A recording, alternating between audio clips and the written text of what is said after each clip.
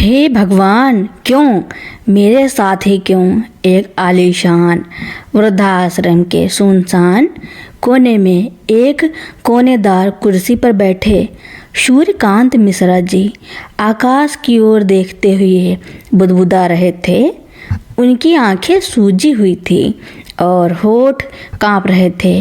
कभी शहर के सबसे प्रतिष्ठित ज्वेलर्स में गिने जाने वाले, आज वह अपनी ही बनाई दुनिया से बेदखल थे। सूर्यकांत जी की एक छोटी और सुखी गृहस्थी थी।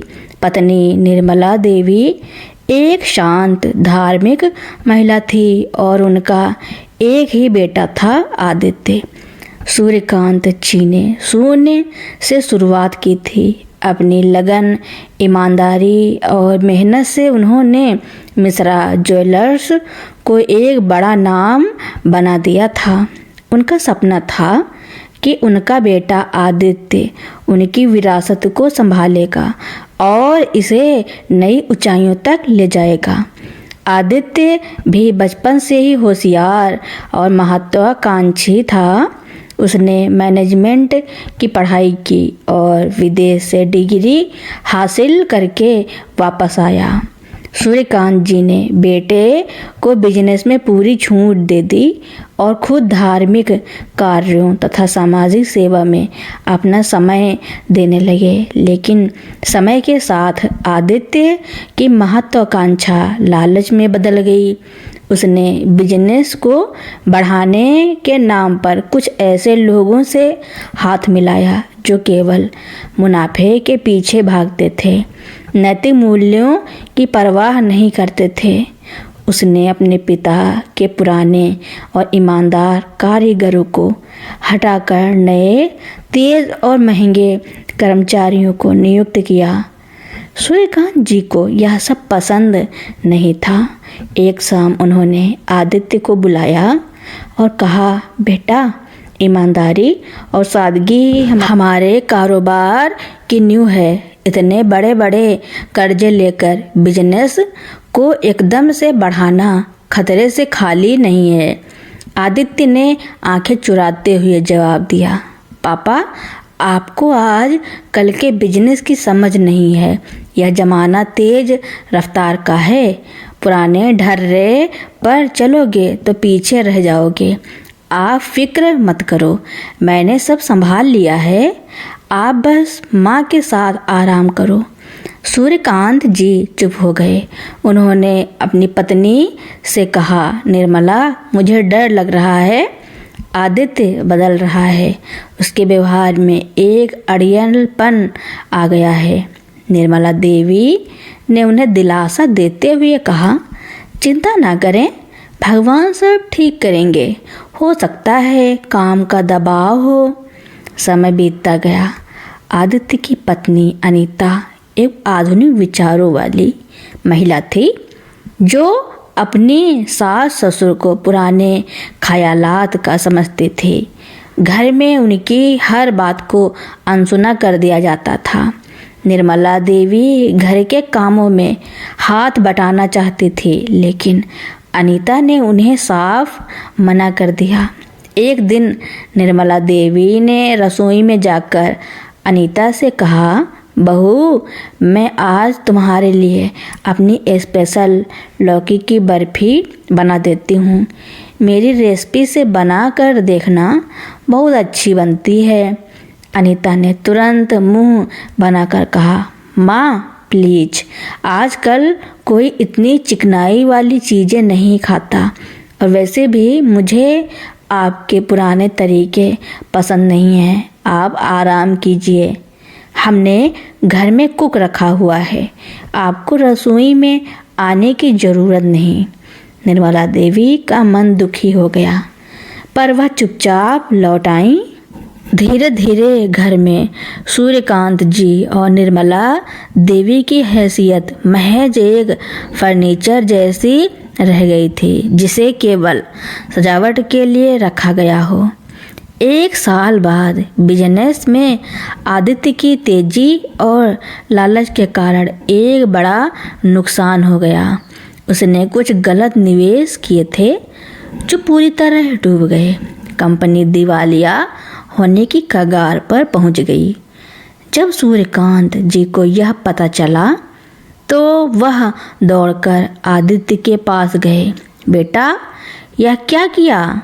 मैंने तुम्हें समझाया था ना, इतने कर्जे क्यों लिए? आदित्य ने हताश होकर कहा, पापा, सब खत्म हो गया, कंपनी बंद करनी पड़ेगी, अब तो घर भी शायद बेचना पड़ेगा। सूर्यकांत जी ने उसे दिलासा देते हुए कहा, कोई बात नहीं बेटा, हिम्मत रखो, मैं हूँ ना। मैंने अपनी बचत में से कुछ पैसा अलग रखा है, उससे कुछ कर्ज चुकाते हैं और धीरे धीरे सब ठीक हो जाएगा। अगले दिन सूर्यकांत जी ने अपनी पूरी जमा पूंजी लगभग 1 करोड़ रुपए आदित्य को दी ताकि वह कर्ज चुका सके। आदित्य ने पिता के पैसे से सबसे बड़ा कर्ज चुकाया और बिजनेस को किसी तरह संभाला, लेकिन उसका व्यवहार नहीं बदला।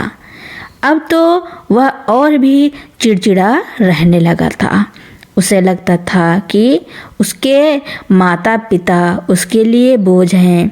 एक शाम आदित्य ने अपने माता पिता को ड्राइंग रूम में बुलाया।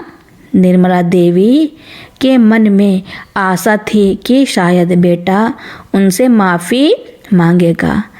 आदित्य ने बिना किसी भूमिका के कहा, देखिए, अब बिजनेस बहुत मुश्किल दौर से गुजर रहा है, हमें पैसों की सख्त ज़रूरत है।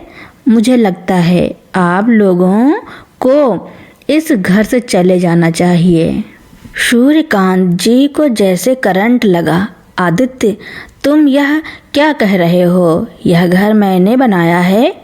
अनीता तुरंत आगे आई और बोली, सुनिए, अब यहाँ कोई आपका आशियाना नहीं है। आप लोगों ने हमें अपना सारा पैसा दे दिया है और अब हमारे पास इतना पैसा नहीं है कि आप लोगों का खर्चा उठा सके। हमारा एक बेटा भी है, हमें उसका भविष्य भी देखना है। आप लोग किसी वृद्धाश्रम में चले जाइए। आदित्य ने तुरंत हाँ में हाँ मिलाते हुए कहा, हाँ पापा, मेरे एक दोस्त का एक बहुत अच्छा वृद्धाश्रम है, वहाँ अच्छी देखभाल होगी, आप लोग वहाँ आराम से रहें। सूर्यकांत जी और निर्मला देवी ने बेटे की आंखों में देखा। उनके कलेजे पर जैसे किसी ने पत्थर रख दिया हो। जिस बेटे के लिए उन्होंने अपना सर्वस्व लुटा दिया, आज वही उन्हें बेघर कर रहा था। निर्मला देवी ने रोते हुए कहा, बेटा, तुमने 1 करोड़ रुपए ले लिए, क्या तुम हमें 2 वक्त की रोटी भी नहीं खिला सकते? क्या यह घर सिर्फ तुम्हारा है? आदित्य ने कठोरता से कहा, वह पैसा मैंने बिजनेस को बचाने के लिए लिया था, आप लोगों का खर्च उठाने के लिए नहीं। और हाँ, मैंने इस घर का आधा हिस्सा अनीता के नाम कर दिया है। आप लोगों के पास अब कोई कानूनी अधिकार नहीं है।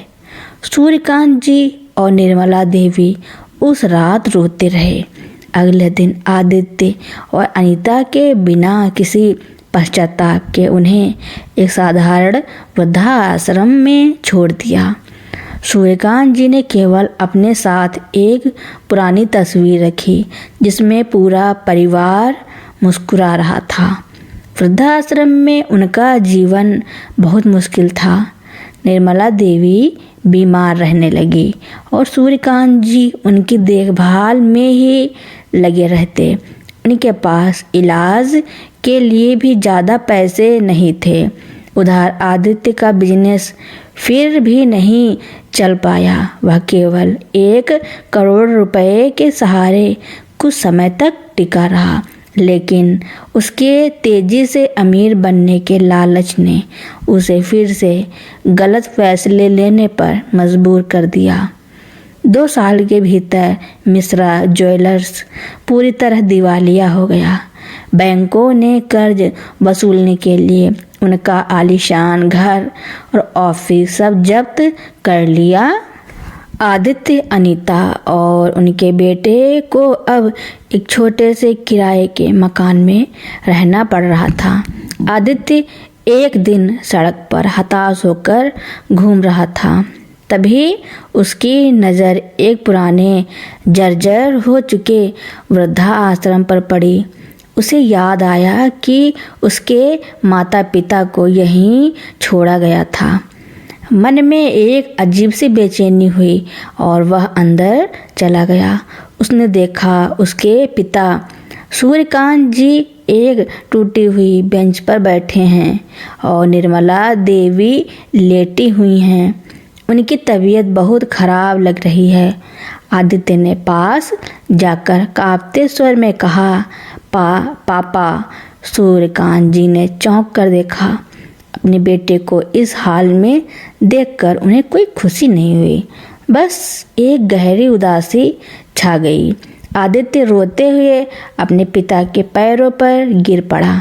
पापा, मुझे माफ़ कर दो, मैं बर्बाद हो गया हूँ। सब कुछ खत्म हो गया। मेरा घर, मेरा बिजनेस सब चला गया। मुझे समझ आ गया कि मैंने आपके साथ कितना बड़ा अन्याय किया था। मुझे माफ़ कर दो। सूर्यकांत जी ने उसे उठाया और कहा, बेटा, तुम्हारा यह हाल देखकर मुझे दुख हो रहा है। यह सब तुम्हारे कर्मों का लेखा जोखा है। तुमने हमें जो दुख दिया वह तुम्हें ब्याज सहित वापस मिला है। ईश्वर के न्याय में देर हो सकती है, अंधेर नहीं। आदित्य ने गिड़गिड़ाते हुए कहा, पापा, आप मुझे और माँ को अपने साथ ले चलिए। अब हम सब साथ रहेंगे। मैं अब मेहनत से काम करूँगा। सूर्यकांत जी ने गहरी सांस ली और बोले, नहीं बेटा, अब बहुत देर हो चुकी है। अब मेरा घर यही वृद्धाश्रम है। यहाँ के लोग ही मेरा परिवार हैं। मैं इस संस्था का कर्जदार हूँ जिसने हमें सहारा दिया। तुम जाओ और अपनी गलतियों से सबक सीखो। आदित्य और अनीता को अपनी करनी पर पछतावा हुआ। वे दोनों अब दर दर भटकने और छोटे मोटे काम करके जीवन गुजारने को मजबूर थे। उधर सूर्यकांत जी ने वृद्धाश्रम में ही बाकी का जीवन बिताने का निश्चय किया। उन्होंने अपनी पुरानी सादगी और अनुभव से वृद्धाश्रम की व्यवस्था को सुधारा और बाकी बुजुर्गों की देखभाल में जुट गए। उन्हें अब असली शांति और अपनापन महसूस हो रहा था। आदित्य जब वृद्धाश्रम से निराश होकर बाहर निकला तो बारिश शुरू हो चुकी थी। उसके आंसू और बारिश का पानी एक हो गए थे।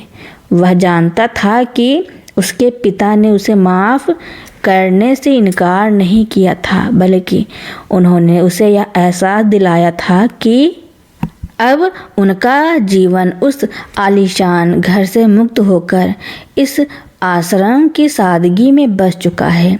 वह भीगते हुए अपनी किराए की छोटी सी कोठरी में पहुंचा। अनीता, जो अब घर की मालकिन नहीं बल्कि एक साधारण गृहिणी थी, उसे उस हॉल में देखकर चौंक गई। क्या हुआ? पिताजी मिले? क्या उन्होंने माफ़ कर दिया? अनीता ने उत्सुकता से पूछा। आदित्य एक टूटी कुर्सी पर बैठ गया और ज़मीन को घूरते हुए बोला, पिताजी ने सब कुछ छोड़ दिया है अनीता। उन्होंने कहा कि उनका घर अब वही आश्रम है। उन्होंने मुझे वापस अपने साथ आने के मना कर दिया। अनीता का चेहरा उतर गया। क्या इसका मतलब है कि अब हमें कोई सहारा नहीं मिलेगा? हम कहाँ जाएंगे? कहाँ जाएंगे? जहाँ कर्म ले जाएंगे, आदित्य चिल्लाया। तुमने और मैंने मिलकर उन्हें बेघर किया। अब हम खुद बेघर हुए हैं। अब हमें कोई सहारा नहीं मिलेगा। मुझे आज पता चला कि मेरे पिता कितने बड़े इंसान थे और मैं कितना छोटा आदित्य अब एक स्थानीय किराने की दुकान पर डिलीवरी बॉय का काम करने लगा था और अनीता ने पास के स्कूल में ट्यूशन पढ़ाना शुरू कर दिया था। उनका बेटा, जिसने कभी महंगे प्राइवेट स्कूल में पढ़ाई की थी, अब सरकारी स्कूल में जा रहा था। उन्हें अब हर छोटे खर्च के लिए सोचना पड़ता था। आदित्य हर रात काम से लौटकर थका हारा सो जाता, लेकिन उसके सपने में उसके माता पिता की उदास आंखें और वह आलीशान घर आता था जिसे उसने चंद लालच के लिए खो दिया था। इधर वृद्धाश्रम में सूर्यकांत जी और निर्मला देवी का जीवन बदल चुका था। आश्रम के संचालक श्री धर्मपाल जी एक दयालु व्यक्ति थे। उन्होंने सूर्यकांत जी के अनुभव और नेक इरादों को पहचान कर उन्हें आश्रम के प्रबंधन में शामिल कर लिया। सूर्यकांत जी ने अपनी व्यावसायिक सूझबूझ का इस्तेमाल करते हुए आश्रम के लिए चंदे जुटाए और आश्रम को एक आत्मनिर्भर संस्था बनाने में मदद की। निर्मला देवी ने भी अपनी सेवा भावना से बीमार और असहाय बुजुर्गों की देखभाल शुरू कर दी। एक दिन सूर्यकांत जी ने देखा कि एक बुजुर्ग, जिसका नाम माधव लाल था, कई दिनों से बहुत उदास है। सूर्यकांत जी उनके पास गए और पूछा, माधव जी, क्या बात है? आप इतने परेशान क्यों हैं? माधव लाल जी ने भारी आवाज़ में कहा, सूर्यकांत जी, मेरी बेटी की शादी है अगले महीने। मेरा पोता मुझे अपनी शादी में बुलाना चाहता है, लेकिन मेरे पास उसे देने के लिए कोई उपहार नहीं है। मैं हमेशा उसे कुछ अच्छा देना चाहता था। सूर्यकांत जी को अचानक अपने पुराने ज्वेलरी बिजनेस की याद आई। उन्होंने तुरंत श्री धर्मपाल जी से बात की और आश्रम के एक छोटे से कमरे में पुराने उपकरणों की मदद से एक छोटी सी वर्कशॉप शुरू करने की अनुमति ली। अपने पुराने कारीगरी के हुनर का इस्तेमाल करते हुए सूर्यकांत जी ने बुजुर्गों के बेकार पड़े हुए छोटे मोटे गहनों और वस्तुओं को मिलाकर माधव लाल जी की बेटी के लिए एक सुंदर चांदी का नेकलेस तैयार किया। वह नेकलेस सादगी और प्रेम से भरा हुआ था। जब माधव लाल जी ने वह उपहार देखा तो उनकी आंखों में आंसू आ गए। उन्होंने सूर्यकांत जी को गले लगा लिया और कहा, सूर्यकांत जी, आपने मेरे सम्मान को बचा लिया। यह किसी भी हीरे जवाहरात से ज़्यादा कीमती है। इस घटना ने आश्रम में एक नई लहर पैदा कर दी। सूर्यकांत जी ने उस छोटी सी वर्कशॉप को स्नेह उपहार केंद्र नाम दिया। यहाँ बुजुर्ग अपने हाथों से छोटे छोटे उपहार बनाते, जिससे उनकी कला भी जिंदा रहती और कुछ आय भी हो जाती, जिससे आश्रम की ज़रूरतमंदों की मदद होती थी। सूर्यकांत जी ने महसूस किया कि उनके पास जो असली दौलत थी वह पैसा नहीं, बल्कि उनका अनुभव, हुनर और लोगों के दिलों में जगह बनाने की क्षमता थी। उन्होंने अपने बेटे के पैसे और आलीशान जीवन को खोकर भी सच्ची खुशी और सम्मान पा लिया था। एक बर्फीली सुबह आदित्य को पता चला कि उसका बेटा बीमार है और उसे तुरंत अस्पताल ले जाना है। उसके पास पर्याप्त पैसे नहीं थे। हताश होकर उसे लगा कि अब उसके पास अपने पिता के पास जाने के अलावा कोई रास्ता नहीं है। वह तुरंत वृद्धाश्रम पहुंचा। वह जानता था कि वह अब पैसा मांगने नहीं, बल्कि केवल अपने बेटे के लिए एक आखिरी दुआ मांगने आया था। वह सूर्यकांत जी के सामने गिड़गिड़ाया नहीं, बल्कि एक टूटे हुए इंसान की तरह खड़ा रहा। पापा, मैं जानता हूँ कि मैंने आपके साथ बहुत बुरा किया। मैं कोई मदद मांगने नहीं आया हूँ, बस मेरा बेटा वह बीमार है और मुझे डर लग रहा है। आप बस उसे आशीर्वाद दे दीजिए। सूर्यकांत जी ने अपने बेटे को देखा। उनके मन में अब कोई क्रोध या द्वेष नहीं था, केवल असीम करुणा थी। उन्होंने अनुभव किया कि आदित्य का अहंकार पूरी तरह से टूट चुका है। उन्होंने बिना कुछ बोले अपने पर्स से एक छोटी सी रकम निकालकर आदित्य के हाथ में रखी। यह ले लो, यह आश्रम के स्नेह उपहार केंद्र की पहली कमाई है। इसे आशीर्वाद समझो और तुरंत अस्पताल जाओ। तुम्हारे बेटे को कुछ नहीं होगा। अब जाओ और जीवन में कभी लालच मत करना। आदित्य की आंखों से आंसू बहने लगे। उसने पैसे लिए, लेकिन जाते जाते उसने एक और सवाल पूछा, पापा, क्या आप हमें कभी पूरी तरह माफ़ कर पाएंगे? सूर्यकांत जी ने मुस्कुराते हुए कहा, मैंने तुम्हें उसी दिन माफ़ कर दिया था जिस दिन तुमने मुझे बेघर किया था, क्योंकि मुझे पता था कि तुम अपनी करनी का फल भोगोगे। अब जाओ, अपना और अपने परिवार का ध्यान रखो। सच्ची दौलत बेटे किसी तिजोरी में नहीं, बल्कि तुम्हारे अपनों के साथ और उनकी खुशी में होती है। आदित्य उस छोटे से पैसे को अपने जीवन की सबसे बड़ी दौलत समझकर वहाँ से चला गया। वह जानता था कि उसके पिता ने उसे माफ़ कर दिया था, लेकिन अब वह उस सम्मान के साथ उनके पास कभी वापस नहीं जा पाएगा जिसे उसने अपने हाथों से खोया था। सूर्यकांत जी ने अपनी पत्नी की ओर देखा, जो अब स्वस्थ थी, और दोनों ने एक दूसरे का हाथ थाम लिया। उनके चेहरे पर संतोष की एक गहरी शांति थी। उन्हें अपने जीवन की सच्ची कीमत पता चल चुकी है।